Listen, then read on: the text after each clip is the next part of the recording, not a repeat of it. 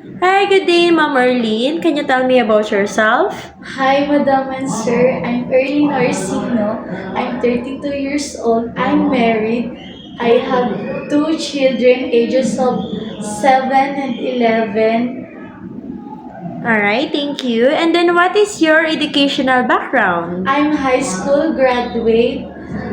Okay, and then where do you live? I live in Tanay, Rizal. Okay, so do you have any brothers or sisters?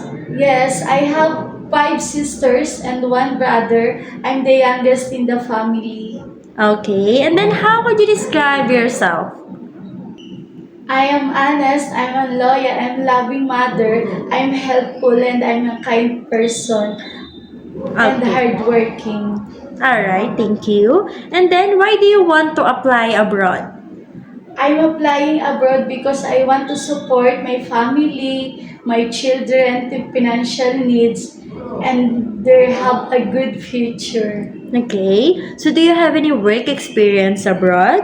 None. Do you have any work experience locally here in Yes, I Philippines? have. I have work experience October 2018 until October 2021, finish contract 2 years. Then household chores, I do cleaning, washing, taking care of children's, feeding pets, cats, and dogs. Alright, and then aside from that, do you have any work experience here? Yes, I have. My second work experience is in Makati. Then December 2023, household chores, I do cleaning, cooking, watering plants, car washing, and also ironing. And my third experience is January 2024 until February 2026. I do taking care of a special child and household chores like cooking and also focusing on taking care of 1 year old of special child. Alright, thank you. And then, are you willing to take care of small children, newborn baby, or elderly person abroad? Yes, I am willing. Alright, and then what will you do if you become homesick? I will go make busy to finish my goal and to finish my contract also. Alright, and then are you scared of dogs and cats? No, I'm not scared. Are you willing to take care of pets, even Yes. big dogs? Yes, I'm willing. Okay, good. And then how do you describe your cooking skills? I know how to cook Filipino dishes like adobo, sinigang, menudo, and many more Alright. kinds of dishes in Philippines.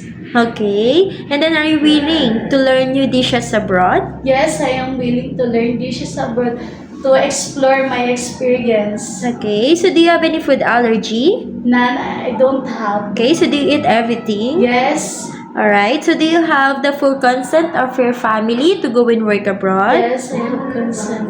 Do you promise not to use your cell phone during working hours? Yes, I promise. Do you promise to be honest and loyal to your employer? Yes, I promise. Do you have the physical energy to keep up with the children? Yes. Do you drink alcohol? No. How about smoking? No. Do you have any body tattoo? Yes, but it's not visible. Okay, so do you have any history of surgery or serious sickness in the past? No, I don't have. Okay, so are you willing to share a room with the children? Yes. Are you willing to wake up very early in the morning or sleep late at night? Yes, I am willing. Alright, so are you willing to work during day off and employer will pay you overtime? Yes, I am willing. Alright, good. So, for the last question, Ma'am Erlene, what is your final message to your future employer abroad?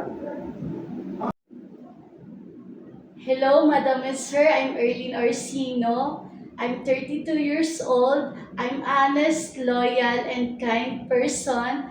Please hire me. I promise to be a good worker in your family. Thank you, Madam and Sir. I hope see you soon.